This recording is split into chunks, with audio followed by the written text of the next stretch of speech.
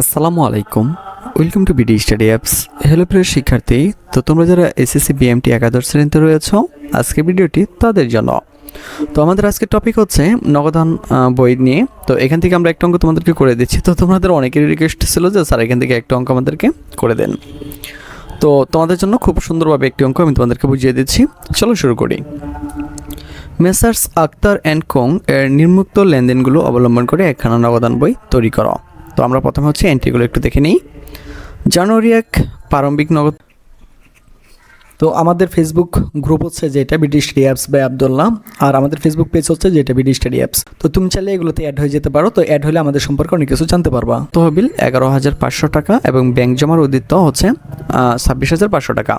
তো তোমাকে একটু মনে রাখতে হবে যে এই যে টাকাগুলো যে রয়েছে এটি কিন্তু বিগত বছরের ছিল। তো এটা কিন্তু এই বছর তোমার ব্যবসায় অন্তর্ভুক্ত হয়েছে। তো এটা কিন্তু তোমাকে ব্যালেন্স বিডি হিসাবে নিয়ে নিতে হবে।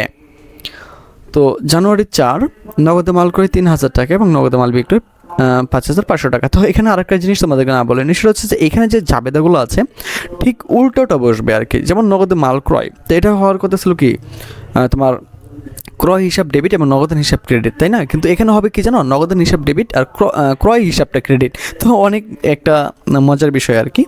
তো আমি সেটা তোমাদেরকে অঙ্কেতে দেখিয়ে দেবো। তারপর দেখো জানুয়ারি 7 তাজুল অ্যান্ড সন্সের নিকট তাদের পাওনা 6,000 টাকা পূর্ণ নিষ্পত্তিতে 5% বাট্টায় পাওয়া গেল। অর্থাৎ মনে রাখতে হবে, যদি তুমি বাট্টা কথাটা পাও তাহলে কিন্তু তোমাকে 3 গড়া নগদান বই তৈরি করতে হবে। কারণ শুধুমাত্র বাট্টা কথাটা থাকলে এবং কোনো যদি পার্সেন্টেজ থাকে তাহলে কিন্তু তোমাকে অবশ্যই 3 গড়া নগদান বই তৈরি করতে হবে, নাহলে কিন্তু 2 গড়া করলেই হয়ে যাবে। তো এখানে তারা যে কথাটা বলছে 6,000 টাকা তারা পাইতো, কিন্তু এখানে তারা বাকি টাকাটা পাইছে কিন্তু সেটা 5% বাট্টায় পাইছে, মানে 5% কম দিচ্ছে আর কি তাদেরকে। তো জানুয়ারি 12 মালিকের ব্যক্তিগত প্রয়োজনে উত্তোলন 2,100 টাকা এবং অফিসের জন্য 4,500 টাকা ব্যাংক থেকে উত্তোলন। ও এখানে একটা কথা বলছে, যদি তোমার হচ্ছে ব্যাংক থেকে যদি তুমি উত্তোলন করো বা ব্যাংকে যদি তুমি জমা দাও তাহলে কিন্তু সেখানে কন্ট্রা এন্ট্রি হবে। কথাটা মনে বুঝলো না, তাই না? যেমন ধরো উত্তোলন হিসাব আমরা কীভাবে লিখি, উত্তোলন হিসাব ডেবিট, নগদান হিসাব ক্রেডিট বা ব্যাংক হিসাব ক্রেডিট। কিন্তু এখানে কী হবে জানো, এখানে হবে ব্যাংক হিসাব ডেবিট, নগদান হিসাব ক্রেডিট। জিনিসটা কিন্তু এরকম উল্টো হবে, আমি সেটা তোমাদেরকে অঙ্কে দেখিয়ে দেবো। জানুয়ারি 14 আলম অ্যান্ড সন্স তাদের 10,000 টাকা দেনার পূর্ণ নিশ্চিত 5% বাট্টা পাইলো। অর্থাৎ 10,000 টাকা পাইতো, বলছে তোমাকে আমি তোমাকে 5% ছাড়ে দিলাম, তুমি টাকাটা আমার দিয়ে দাও। তখন কিন্তু তারা এইভাবে টাকাটা দেওয়া দিচ্ছে।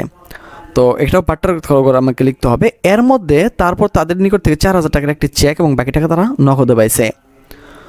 তো 16 তারিখে যদি আমরা একটু যাই যে আমাদের স্বীকৃত 3,500 টাকার একটাখানা বিল, এই যে আমাদের স্বীকৃত যে বিলটা ছিল কিন্তু প্রদেয় বিল, বুঝছো? পরিশোধের জন্য ব্যাংকের প্রতি নির্দেশ দিল পক্ষান্তরে 5,500 টাকার একখানা প্রাপ্য বিল ব্যাংক কর্তৃক আদায় করা হলো। তো এটা হচ্ছে প্রাপ্য বিল, এটা হচ্ছে প্রদেয় বিল। তো একটু খেয়াল করি আমরা 22 নাম্বার ব্যাংকে টাকা জমা দেওয়া হলো 4,500 টাকা। এটা কিন্তু কন্ট্রা এন্ট্রি হবে, মনে আছে? ওই যে বলছিলাম ব্যাংক থেকে টাকা তুললো কন্ট্রা এন্ট্রি, ব্যাংকে টাকা জমা দিলেও কন্ট্রা এন্ট্রি, অর্থাৎ তোমাকে দুই পাশেই লিখতে হবে। তো জানুয়ারি 27 বেতন বাবদ 1,400 টাকা এবং ভাড়া বাবদ 1,200 টাকা প্রদত্ত হলো। পক্ষান্তরে বিজ্ঞাপন বাবদ 3,400 টাকা চেক মারফত প্রদত্ত হলো। প্রদত্ত মানে কি, সে দেয়া দিয়েছে আর কি, বুঝছো? জানুয়ারি 30 তারিখ ব্যাংক কর্তৃক মঞ্জুরিকৃত সুদ 250 টাকা এবং ধার্যকৃত সুদ হইতেছে তোমার 120 টাকা।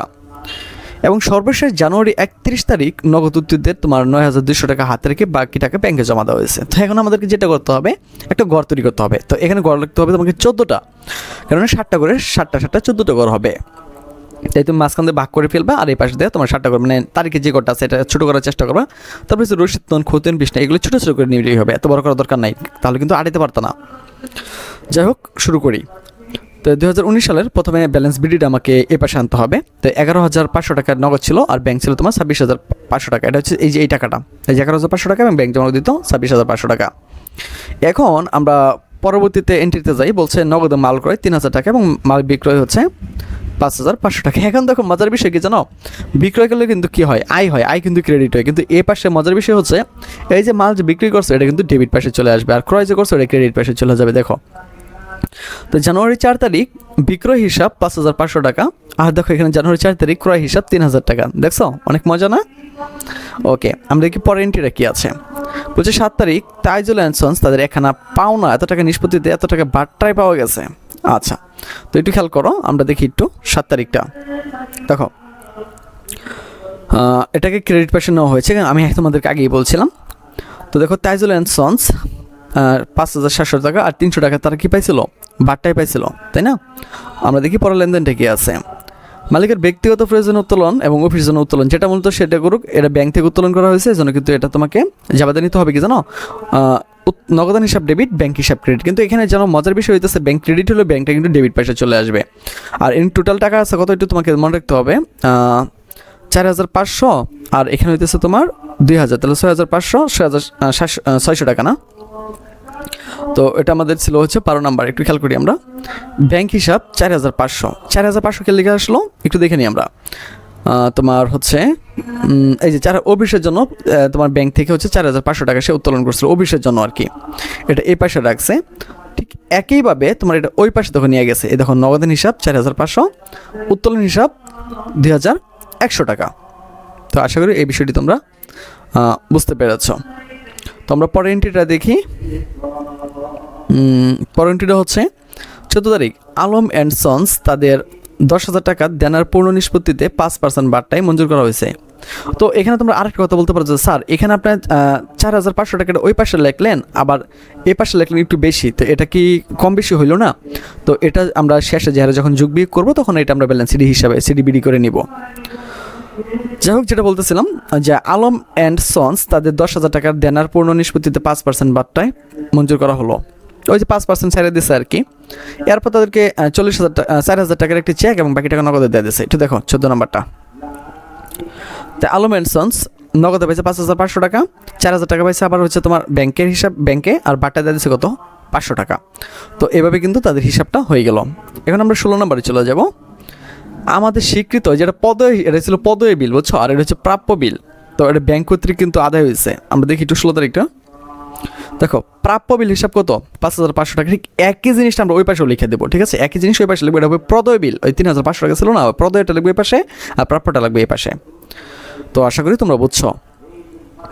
আমরা 22 নম্বরে দেখি যে ব্যাংকের টাকা জমা দিল। আমি তোমাদেরকে আগেই বলছিলাম ব্যাংক থেকে তুললেও কন্ট্রা এন্ট্রি, দিলেও কন্ট্রা এন্ট্রি হবে। তো একটু দেখো 22 নম্বরের মজার বিষয়, দেখো নগদান হিসাব কিন্তু ব্যাংকে জমা দিলে হয় কি, ব্যাংক হিসাব ডেবিট, নগদান হিসাব ক্রেডিট। দেখো এখানে কিন্তু উল্টাটা হয়েছে। তো নগদান হিসাব এখানে কন্ট্রা এন্ট্রির জন্য সি লিখে দিয়েছি 4,500 টাকা।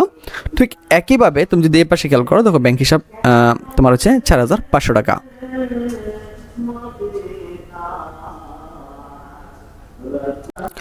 তো এরপর আমরা যেটা করবো সেটা হচ্ছে আমরা পরের জাবেদাতে চলে যাব। তো পরের জাবেদাটা আমরা একটু দেখি 27 নম্বরে, বেতন বাবদ 1,400 টাকা এবং ভাড়া বাবদ 1,200 টাকা প্রদত্ত হলো, মানে কি এটা দেওয়া দিয়েছে সে।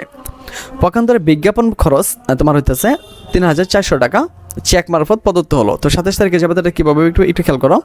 দেখো বেতন হিসাব এই যেটা 1,400 টাকা, ভাড়া হিসাব 1,200 টাকা, কিন্তু বিজ্ঞাপন হিসাবটা তোমার এই ঘরে চলে আসছে, ঠিক আছে? এই ঘরে চলে আসছে, এটা নিচে নামে গেছে যেহেতু এটা এই ঘরে চলে আসবে, এটা ওই পাশে যাবে না। তারপর আমরা একটু দেখি 30 নাম্বার, ব্যাংক কর্তৃক মঞ্জুরিকৃত সুদ এত টাকা এবং ধার্যকৃত সুদ এত টাকা। তো এটা আমরা লিখে দেবো খুব সহজেই, উভয় পাশে লিখতে হবে।